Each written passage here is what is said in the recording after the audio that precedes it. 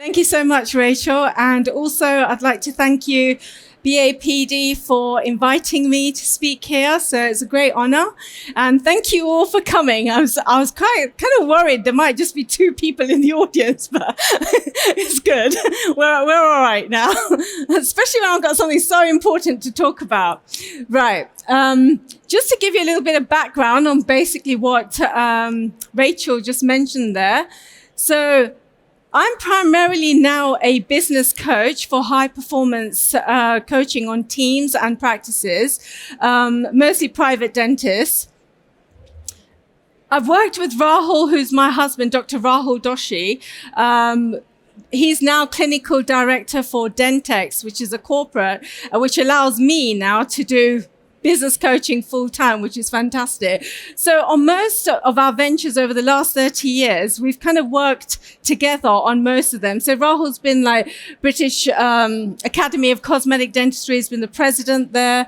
We've had editorships with Premium Practice Dentistry. We've both been judges for the National Private Dentistry Awards for the last, 15 years now. He's been president. Yeah, I mentioned that. And so we've owned multiple practices. We've also had an academy where we used to do hands-on courses for dentists. This is the era when smile design was not around, and people didn't have the word smile or perfect smile in their practice names. So it was like in that sort of era. We sold all that off over the years, and now Rahul is clinical director full-time for Dentex, which has about 110 practices he's looking after. Thanks. I was falling asleep. I needed a coffee. And I do business coaching full time. So, we've kind of been around, if you'd like, that's when we did Extreme Makeover UK. We look the same, right? And not aged a bit. Right. Today, you guys are here because you want to know how to motivate and inspire your team for a successful practice. So, motivating and inspiring your team falls under the umbrella of leadership. And there's much on leadership out there. However, I personally feel that it actually comes to you from a corporate perspective. So people like ourselves that are self-motivating, we have, we're high academic achievers. Most of us have got high IQ as well. When we learn that type of leadership or read that type of books, it appeals to us. It's like we think, yeah, that's right. That's something that we should, be implementing. However, when we come back to our dental practices and we try to put that into action, we kind of find that we hit all these barriers and challenges, and we kind of think, okay, it sounded good, but now why can't I still get my team to do the things I need them to do? So you're sort of hitting all these barriers. Now, I don't teach that kind of leadership. I teach small business leadership. Now, that obviously dental practices comes into that category. Small business leadership is slightly different. And the reason why is because we are working on ground level. We're working with our teams. We have intimate team dynamics where we are where all the action is. So that type of leadership is slightly different from when you've got all these levels you've got to get down to reach the ground, the people on ground level who are actually working with our patients, right? We're on one-to-one with our patients. So I'm talking about small business leadership. The other type of leadership which I teach is one where you have actually invested a certain level of risk, which means you've got much to lose. And hence you have this innate fear of failure or, fear of loss. Now, when you have that, when you first start your practices or you have your practices, you become almost hypersensitive to your team and to what's going on in the business. You're sort of looking at everything. You're sort of obsessing about things. Now, if you can imagine, before you've even started work, you're stressed out. And so if you're in this sort of stressed, hypersensitive mode, Then if you add in other things, like there might be business myths that you believe in, like you might think that management is the same as leadership, for instance, which it is not.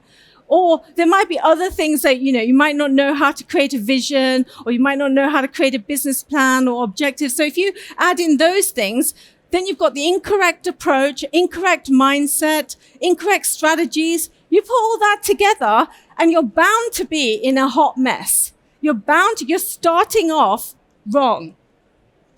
So the type of leadership that I talk about is transformational leadership that allows small business owners to transpire and make changes in their business, but they've also invested a certain level of risk and they are working on ground level. That's the type of leadership I'm talking about. And over the last 30 years, what we've done is we've really studied this in a lot of detail. So I would say that Rahul is like a natural born leader. He just naturally comes up with these ideas. I didn't think I was. So I had to learn my way through of how to become a good leader. And what we've actually done is we've now systemized leadership, which basically means even if you're not a natural born leader, you can still take those actions and get the results that you actually want from great leadership. And I'm going to talk about a few of these things today just to highlight them for you. So we want to break barriers to success. Now, it doesn't matter what you're trying to do in your businesses. It could be, you might want to do more private work or greater volume of private work. You might want to do more comprehensive dentistry. You might want to increase the fee per treatment plan that you're actually talking about so that you're doing more comprehensive dentistry. You might want to purchase a practice, so you might be at that point. Or you might be wanting to buy groups of practices, which is the way a lot of people are going these days. It also might be something more simpler, like you want to introduce a new system or a new technology. It might be like you want to introduce a treatment coordinator system, or you want to introduce, say, Invisalign. Or you might just want simple changes in sales and marketing. Regardless of what this is, most of you, whenever you're trying to introduce a new idea into your business, you will find that you hit a wall. And the reason why you hit that wall is because whatever got you to this level is not going to get you here now. You need something more. You need a little bit of more elevated leadership skills.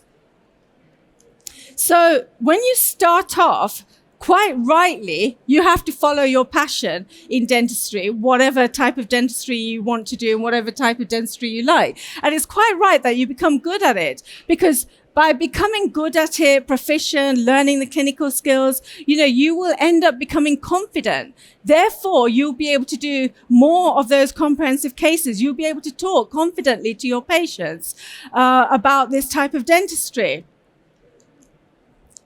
However, what tends to happen, and this happens with a lot of dentists, I mean, I've been doing business coaching now for like 15, 17 years now, so I see this all the time with dentists who have practices, is that you're kind of getting a limited return on your investment, and you have invested quite highly, because a lot of these courses, the training of the courses, training of your team, investing in the equipment, material, it's all expensive, right?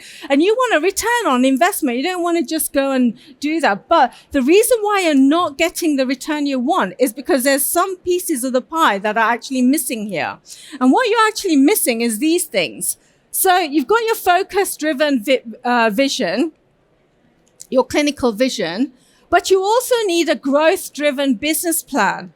You need sales and marketing processes in place that allows you to be cost-effective and also increase your case acceptances. You need a financial model, a structure, target, something that you know that is realistic and achievable, and something that you can grow into.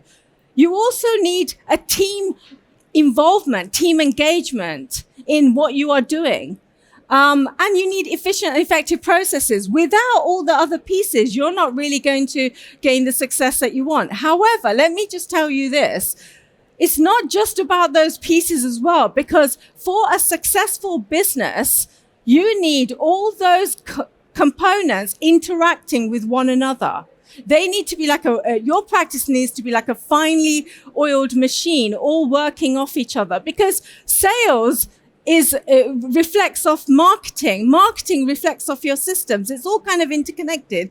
And I'll allude to a lot of that today. So if you want to improve your customer service or customer patient journey, you might want raving fans from your patients. So you might want them to, leave lots of testimonials, and you want to be doing more cases. So you've got lots of before and after cases to show. Or you might just want to do your marketing and make sure that, your team are talking about that marketing. So you're leveraging the marketing that you're actually doing. Whatever you do, and, this is quite an important aspect, you will need leadership. It's as simple as that. If you don't do leadership, doesn't matter how much clinical skills you gain, doesn't matter how much you rant and rave about what you want to introduce, doesn't matter how much you want to strategize and plan, you're not going to be able to get through. And what I find is that most business owners or dentists actually face this. They face team resistance. And this is despite repeated instructions, team training. Sometimes it can be costly team training, having repetitive meetings, having fun with your team. So I see loads of time dentists will say, well, I take my team out. We go bowling, we go to restaurants, and we go and do all this. And I give them incentives as well. But I'm still getting this resistance. And that's because a lot of your team members will say yes to the change. Like, oh yeah, we should do this. Oh yeah, we should, introduce iTero. Oh yeah, we should introduce the treatment coordinator system. They'll say yes to it. But when it comes to taking action, that's when everyone finds that they hit a barrier and they end up with an uncommitted team.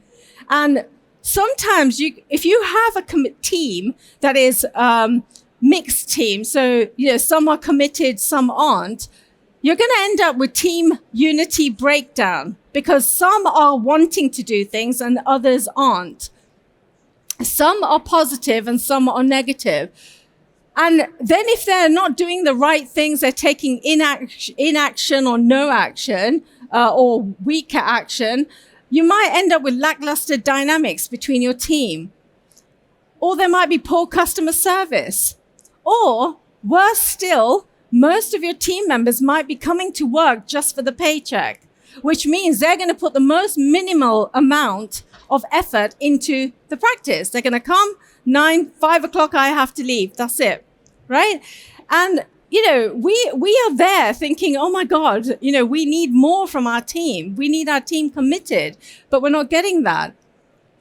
And then you start feeling out of control. And when you as a business owner or the leader starts feeling out of control, what happens is you start compromising. You'll either compromise on things, so your team are now running the show, or you'll have very uncomfortable confrontations. Nobody wants these confrontations because it's a little bit, it's difficult. Nobody wants to sort of tell someone you're not doing your job correctly. And then there's staff turnover. Now, when there's high staff turnover, you are going to have a deteriorating profit levels, revenue. But also there's this aftermath, this residual aftermath when team leaves because of the negativity that they've left in the void. And therefore you're going to have stagnant growth for a while. And because you're sort of in this sort of mix, you tend to find that you've got no time. So everyone's got time poverty. No one's got the time to do the things that they need to do. And it's like, how do I get out of this mess? It becomes like a self-fulfilling prophecy, and you spiral out of control with reduced returns. So this is what most dentists feel that own a practice. They feel like everyone wants a piece of me. Like, you go out there, or what do I do about this? Or how do I do about this? Or what about this? Or so-and-so called. And you kind of feel like, and then when you're contending with your patients as well, and these days the types of patients you get are quite fussy. They've got high expectations, especially when we're talking about elective dentistry. It's something that they want, not necessarily that they need. You kind of end up feeling like this. And then this is what I see happening with most dentists. They'll start obsessing over the finances, giving discounts, slashing fees, doing smaller treatment plans. And the worst one of all is where you end up making assumptions that will your patient go ahead with something or not. And the worst assumption is when you start making assumptions as a business leader, your team start giving themselves excuses. Oh, Mrs. Smith never went ahead with that treatment plan because it's too expensive. I want to talk about that soon, about expense. So all the decisions that you make end up becoming very reactive. And because you're operating from a place of fear rather than creativity, innovation, and, and forward moving. And then there's a blame culture. So then it's like no one wants to take responsibility. Everyone's sort of like, well, that wasn't mine. No one told me I had to do that. And people stop using their brains, and they start relying on the manager, or only if you tell them to do something, they'll do it. That's a lot of stress. Stress on you, stress on your team. It's just a big sort of thing. So if you are going to keep on doing the same things that you are doing right now, you're going to end up getting the same results. It's just simple as that. You need to move. You need to break this sort of, this habit that you actually have. So we need transformational leadership. Now, leadership, good leadership, especially the type I'm talking about, starts with your mindset. It starts with the approach that you take as the leader, because everything subsequent to that is a reflection of you, reflection of your thoughts, of your ideas and your approach. Now, first of all, any single strategy you put into your business needs to be a win-win-win. You need to be winning. Of course, you've laid down the risk, so you need what you want out of your business.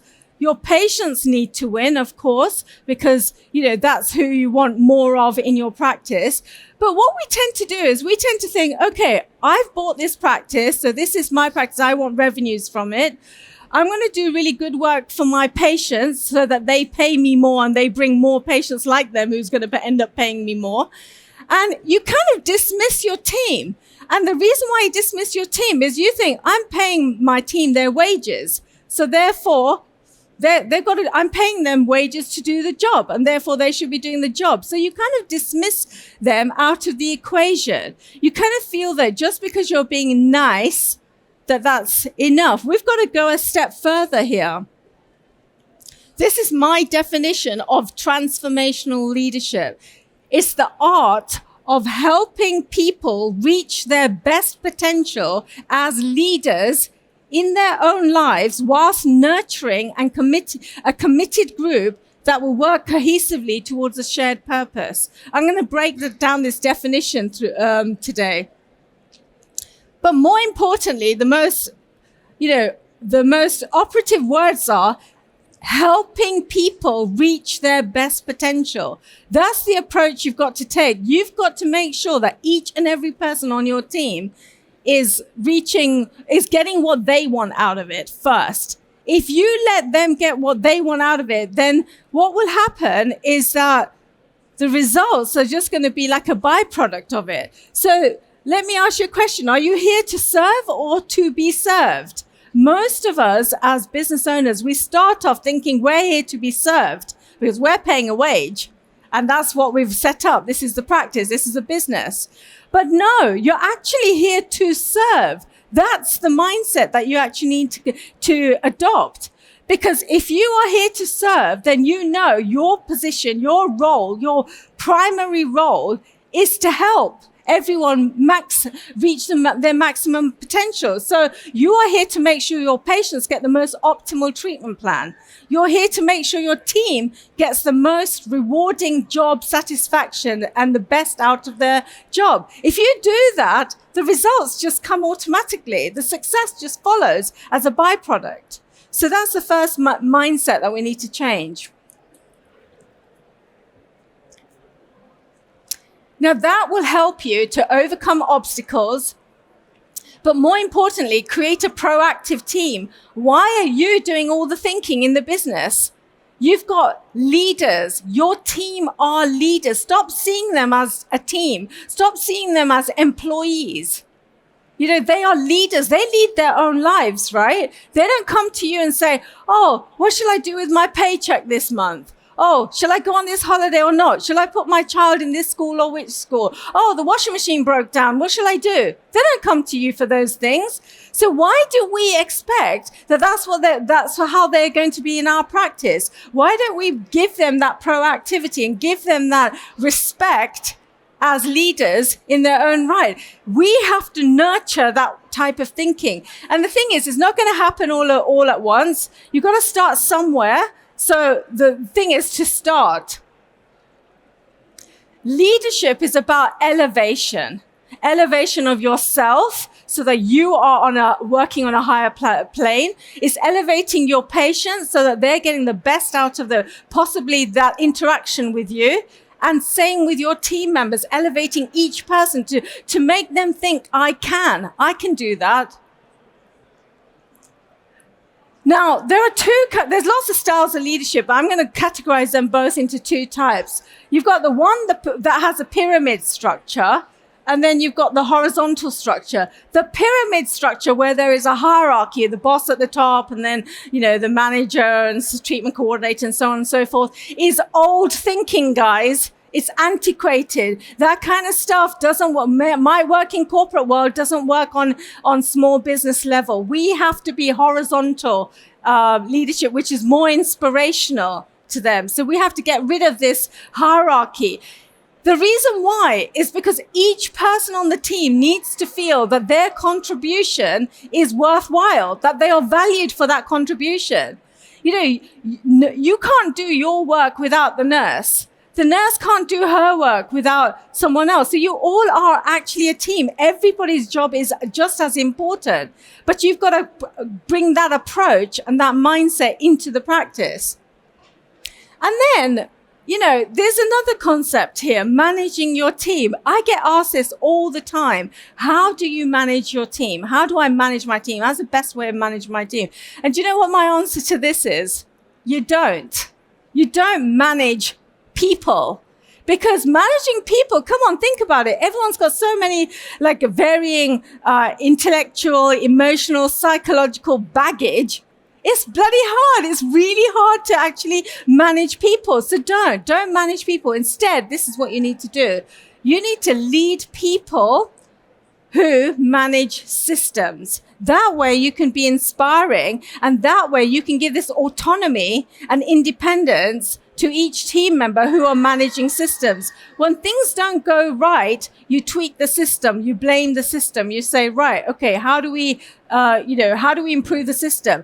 What you have done by doing it in this way is you've broken down all defense mechanisms and defense barriers that the team will put up. Because the moment something goes wrong, the blame culture comes back again, and it's like, oh, it's not my fault. But this way, it's more about solving a problem together. So if something isn't right, I'll go to a team member and say, you know, like we haven't got the objectives that we wanted to. What should we do about this? Now, another aspect here is that we end up becoming micromanagers. And when we are micromanagers, that's because we've got poor leadership and ineffective systems. Oh, we've got effective systems, sorry. But we want to do it all. We want to watch them doing it and being over their shoulders. So we're micromanaging. The thing is, let them take control of the system. Let them, when somebody comes to me and says the compressor isn't working, I will literally play dumb and I will just literally say, okay, so what should we do about it?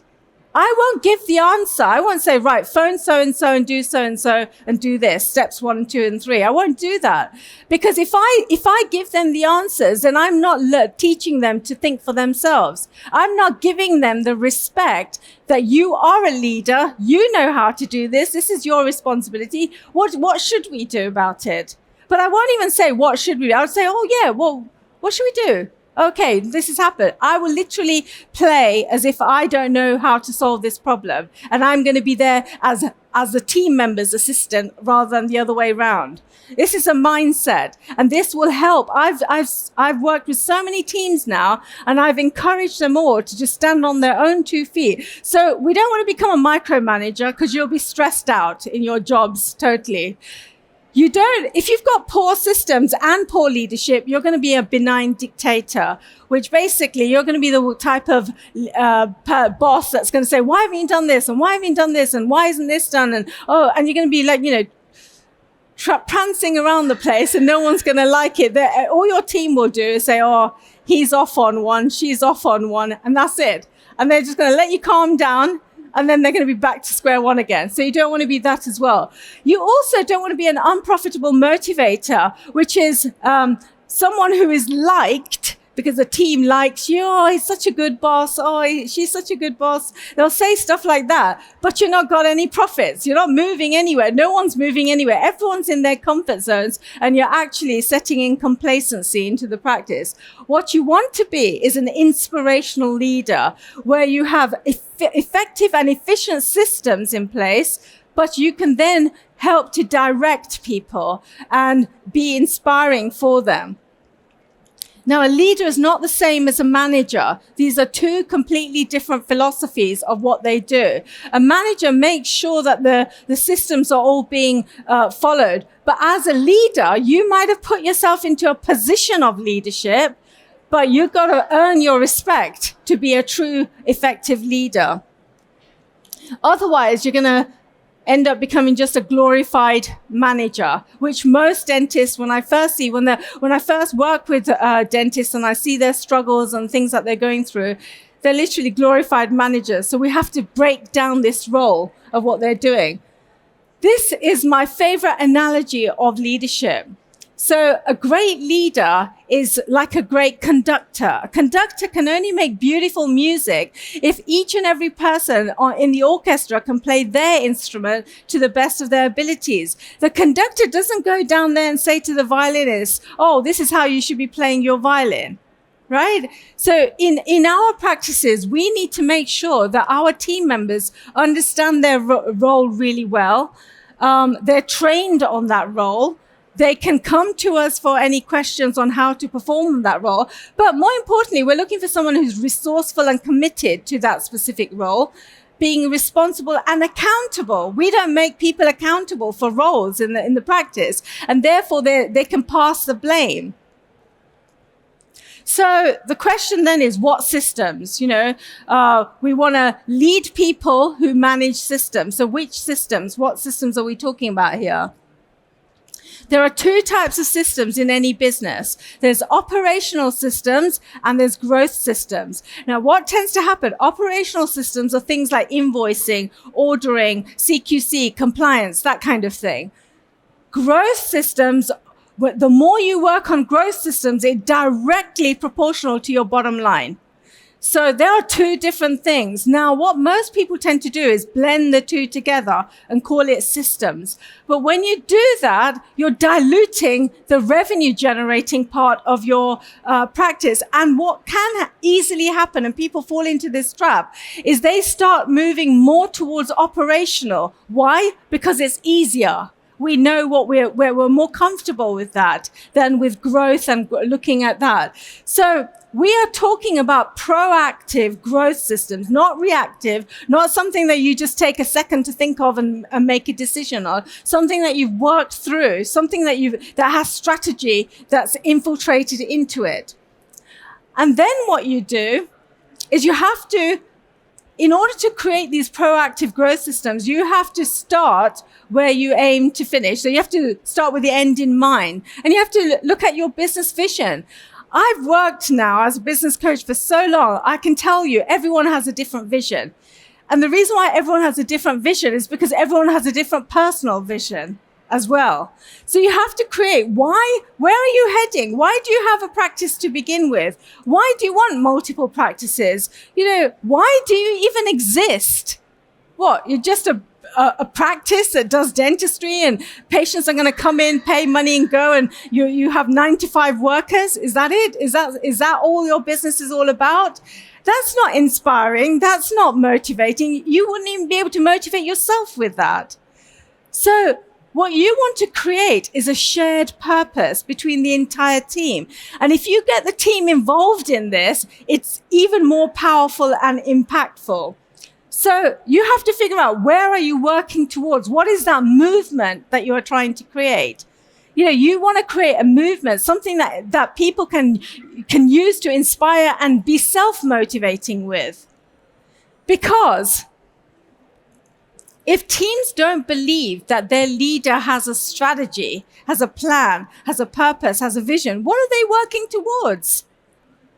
This is the basic psychology of groups of people working together. They need to have a mission that they are all together for, and the thing is, if this doesn't happen, if you don't have this in place, then your team members are going to be working 9 to 5 just for the job. They are going to be putting the most minimal effort in because they don't know what else to do. They don't know how to make decisions. They don't know, they're just working hard. But if they're headed in the wrong direction, they're not getting their personal rewards. You're not getting your rewards. So you're all working hard. Trust me, there's not a single dental practice I've been to that does not work hard. Everyone works hard. You're all busy but busy being busy. Sometimes a lot of practices mistake the activity for progress.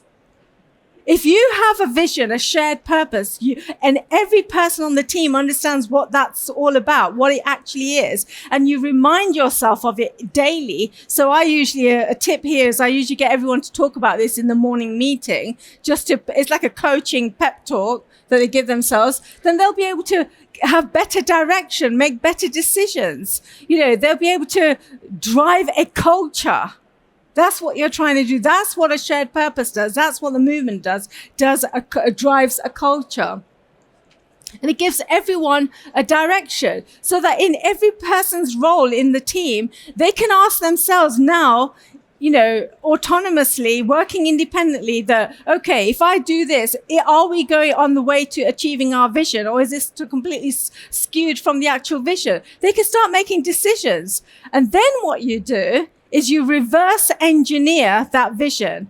So if you had a vision, say in 5 years' time, you reverse engineer it to say, okay, by next year, I should have achieved this. These are the objectives. By this year, I should have achieved this. And you can literally work your way back to having a daily goal, weekly goal, a monthly goal. And not just you. Everybody on your team. Now there's some level of responsibility and accountability actually driven into your practice. And this will give you consistent results. Who wants some months that are good and some months that are bad? Everyone wants a level of consistency. Systems gives you that level of consistency if you do it in this way.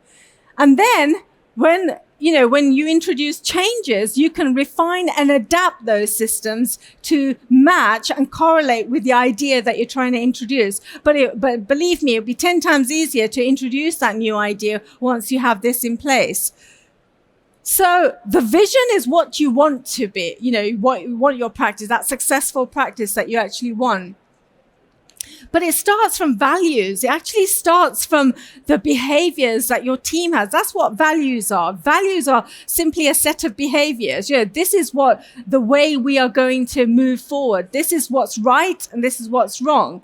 And then when you start living the brand, everybody on the team, you'll start getting consistency of that brand, your brand. And that's when you realize the vision. It happens. You spiral in the right direction rather than the incorrect direction. Recently I put a poll out on my social media, and I put out what's more important, or do you focus on when you're striving for successful business? Is it strategy or culture? And us guys being dentists, I had about 85% of them saying strategy. That's definitely strategy. But the thing is, it's not strategy, because you can plan as much as you want. You can sit in your offices and plan and work out, we're going to do this, we're going to do this, we're going to do this. But if you don't have the culture that is driving your team, that is motivating your team, that is making your team feel, this is mine. Like in your home, you feel this is my home, so you want to look after it. That's how you want your team to feel about when they're in your practice. So this is mine, this is ours. We want this to be good. It is that culture that is going to drive the strategy. what tends to happen is that we look at these kind of things. We look at turnover systems. We look at the tangibles that we can see and read and measure. What we don't look at are the intangibles, the things like emotions, attitudes, feelings, habits. Those are the things that actually base the foundations on what your business is built on. And because people don't look at that and think of it, oh, it's just airy fairy. I'm guilty of it as well. When I first got introduced to these concepts, I used to think, yeah, I want the targets. Where's my snapshot? I don't care about this stuff. But this is so important. In my experience, I'm telling you, once you get this right, this automatically happens. It starts happening. At one point, me and Rahul had several practices, but the reason why we were still able to do the things that we wanted to do in our lives is because our team were running the show. And that's because we nurtured them from ground up to realize that vision. If you haven't read this book, you should. It's an old book, but it's a really good one. It's called Good to Great by Jim Collins. Now, this is a quote from his book, right? So he says, get the right people on the bus first and the wrong people off it. Seat the right people in the right seats and then decide where you want to drive the bus. I've changed that all around, okay? So I'm going to tell you a better version. And that is, first of all, decide whether you want to drive the bus or not, okay? Because if you don't want to drive the bus, you'll end up with a hell of a ride, right? Then decide where you want to drive the bus, where the destination is, which is your vision. Then decide what roles you're going to need. What seats are you going to need to get you there? And then get the right people in those right seats. And if you've got a wrong person that doesn't correlate with this, that person's not for you. And it's best you part ways. This is a definition of an ideal team. It's a committed group of leaders, remember? It's leaders. You need to think of your team as leaders, working cohesively towards a common set of goals. The operative words here are committed cohesively goals, because that translates to committed is the values. If you set the values, if you work the values out together as a team, and then when things are going wrong, you say, look, this is not the way our team is all about. This is not what we are all about. Cohesively, it's the systems that are integrated that allows you to, and there's some systems that are a piece of marketing or a piece of sales, or there might be a little bit of your vision. There's some systems that kind of cross over into other areas, and your goals is your vision. Sorry. Okay. So ultimately, you are not the leader. Your vision is the leader. Because you are all working on that horizontal leadership, okay? Every person's role is just as important. You all work as hard as each other. You all contribute. You want to attain the final result. So the vision actually becomes the leader. The vision actually helps you all to make the right decisions that you want to. And then everyone can work towards that shared purpose. You can all get mastery and training in the right places to attain that vision, so you're not sort of distracted by doing lots of other things. Sometimes I work with dentists, like I also have associate coaching programs now as well, and I work with associates and they're doing a bit of this and a bit of this, and then they'll do orthodontics, and they'll do smile design, then they'll do implants, and it's like they're all over the place. And before you know it, we only have a finite time in our careers, guys. Okay, trust me, I know, because I wish I was like 20 years earlier, but you only have a finite amount of time. So if you're going to be distracted in so many places, you'll never end up getting the things that you want. You'll never end up becoming happy, because what will happen is you will be ping-ponged by everybody else's ideas and what they feel is good. And if you don't have your own vision, you won't be able to make decisions for your own life either. So this is what we want: autonomy and independence. Ultimately, this is what your team are looking for. And as a leader, you need to ask yourself this regularly, on a regular basis. Do my team feel valued and appreciated? Because that's all we all want, that, right? All of us as human beings, we want to feel valued and appreciated for our contribution. It's not really about the money. It's about whether people appreciate the effort you've actually put in. They need a big vision, but they also need opportunities and growth. Are you providing opportunities and growth for your team members? Nobody wants to be stagnant. It's a basic human need. We need to grow, but we need to grow in a comfortable way. And we need to give them authority. We need to say, I respect you as a leader. You're in charge of this. This is your responsibility. This is your realm. Anybody, if they've got any questions to ask about this topic, this is the person you go to. And you have to nurture that. You have to encourage that. What we want is superstars. But superstars are those people with good attitude and they've got good ability. That's what we want on our team because it correlates with what we want. However, if they've got weak ability, but they do have good attitude, you can sort of say, well, perhaps they might be in the wrong role, or perhaps they might need a little more training. The easy decision is if they've got bad attitude and a bad ability, they're not for you. The problem team members are what I like to call the divas. These are the narcissistic individuals that make it all about themselves. They want to take credit for everything, right? And the worst thing is they have such great ability. They are so good at doing what at doing the stuff you want them to do. They're brilliant at it. And sometimes you think, why don't you just, you feel like going and shaking them and say, why don't you just do this, be part of the team, and we will excel so much. Now, I feel that you will go on a roller coaster with these guys. So I kind of feel you need to weed them out earlier, because what happens when you are allowing bad behavior to occur? Even though they're good, and because they're good, you're accepting it. The message you are sending out to the rest of the team is that you will tolerate bad behavior, poor attitude, which means you've already started to break down the team because you are not setting an example to begin with. So it kind of comes back to you.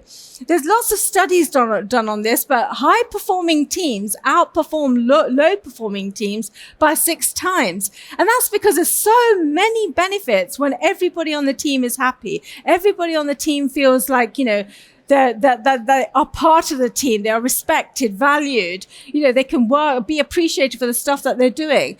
And the most important thing, there's all these benefits and more, but the most important thing, let me tell you, when you have a happy team or team members that with a positive attitude, and good attitude, is you are going to have creativity and innovation happening in your business. Now, I used to think maybe every 5 years, but now it's every 3 years. Times are changing. The world is actually changing. So every 3 years, things that used to matter don't matter anymore. So if you do not have creativity and innovation, you're not constantly refining, constantly moving forward, your businesses are going to decline. It's as simple as that. You cannot no longer operate your businesses and feel that they're going to be sustainable. For sustainable businesses, you do need that level of creativity, and that in itself you'll then be able to nurture high performance. You can't start saying to your team, I want these targets and I want to achieve this and this, if you haven't got the basic ground level stuff right. This is a fantastic book. It actually changed my life when I read this book. It's called Whale Done by Ken Blanchard, and it's a small book, so it's really easy to read, but it's a topic about killer whales in Florida, SeaWorld. And it's about how these trainers train these killer whales to sort of entertain people, like jump through hoops and that kind of thing. And it's so astounding when I actually read that. I was thinking, hang on, if we can make fish do this, surely we can make intelligent human beings do the stuff we need to, right? There's something going wrong there. And what's going wrong is actual leadership. Leadership is going wrong. That's the shortfall of leadership. But it's about the art of appreciation, this book. So it's about how you build trust, accentuating the positive. So, you want to capture people doing the right thing. You want to encourage them, and you want to catch specifics. So if somebody went out of their way to do something for you, appreciate them in that moment. Don't wait. And the other thing I'll tell you is when you are appreciating people, do it in front of everyone else. Even though they might feel shy, whatever, but do it in front of everyone else so that they feel good about themselves. Congratulate them so that you are now encouraging that kind of behavior. However, if you want to tell them off, do that in private. Don't ever tell anyone off or, reprimand anyone in any way. You shouldn't be in that position to do that, but in front of people. So we all want to be happy, right? We all want to be happy in our work and, do things. But what does that mean? How do we get to happiness? A lot of studies have condensed it to this. We are doing something, so we are taking action, but it has meaning. So we have to give a vision because then your job has meaning. You are contributing to a greater cause. That's why you're doing something. However, let's just move one step up from that. We want to be working in a state of flow. When you're working in a state of flow, it's just like time stops for you. You can just keep doing that forever and ever. You better tell me when I'm up, because otherwise I'll keep doing this forever and ever all day as well. But working in a state of flow is actually when you are doing something, you're taking some action, it has meaning, because it's contributing to a greater purpose, but you've also got a level of skill. Now, that skill is what you are being appreciated for. But let's just look at this, because if you make that skill too challenging, right, then there's going to be a level of anxiety. Now, your role as leaders needs to be to find out what is that anxiety your team are feeling. And you shouldn't do this as a whole, the whole team, because everyone's going to hide behind each other. They're going to hide their insecurities behind each other. You need to do this individually, because some people might feel in their mind that they can't do that job, that they might not be good at that job. So it's your role to appreciate them and make them feel like that they can, and that they can, what do they need from you to attain that? If you give somebody, who is very good, very skilled, like say a manager, a job, not much challenge, then they're going to get bored. When people are getting bored, complacency sets in. And when complacency sets in, your practice is declining. So we have to really consider what types of duties are we giving our team? What types of role? Do they understand how they contribute to the greater scheme of things? Do they understand how valued and appreciated they actually are? And what do they want from you? So we have to literally train our team to grow by planning, by giving repetition, because everybody needs repetition. This goes back to your, I haven't even started yet. Okay, I'll just give one tip here. When you're talking to your patients and you're actually talking about treatment plans, you are repeating things to your patients. You can't just tell them once and expect them to go for high fee-based treatment plans and say yes straight away. In the same way, your team needs that so that they can have this mastery. And remember, none of us are as smart as all of us. So basically, I am rounding this off. You want to understand that the leadership has a mind shift. You want to navigate towards a shared purpose. You want to build an effective, efficient team by knowing the right people in the right seats. You want to learn impactful communication so that you can actually communicate this. And then you can motivate and inspire your team. And then you can look at how to attain high performance and then introduce changes. So I want to thank you all for your, I've got loads here, but I want to thank you all for your attention today. I do have an online program, so do check out dentalwealthbuilder.com if you want this. It's about 8 modules on transformational leadership. And also, if you want, come and talk to me. And by the way, follow me on Instagram. I've just started, it's about a year old, but follow me on Instagram, Dr. Baffandoshi. I'm trying to put out lots of content out there for you guys, so hopefully it's informative. And if you've got any questions, talk to me. I'll be around here. DM me, whatever. I'll try to get that information out for you. Thank you very much.